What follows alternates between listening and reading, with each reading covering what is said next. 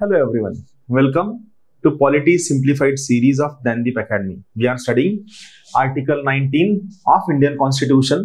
Article 19 मधला जो first clause आहे त्यातला डी क्लॉज आपण स्टडी करूया. What this D clause says. Article 19 चा हा जो फर्स्ट क्लॉज आहे यातला डी क्लॉज काय म्हणतो, हा म्हणतो राईट और freedom to move freely throughout the territory of India. To right to move freely throughout the territory of India.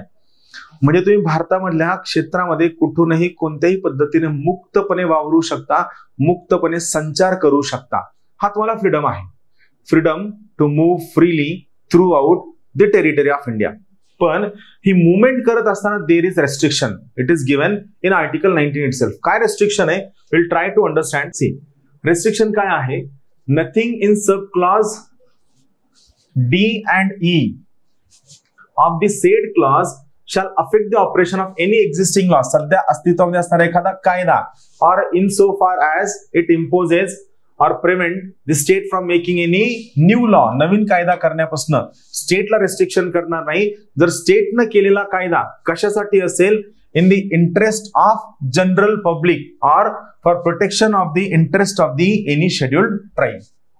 म्हणजे सोप्या भाषेमध्ये आर्टिकल 19 तुम्हाला freedom to move freely throughout the territory of India हा fundamental right देतं.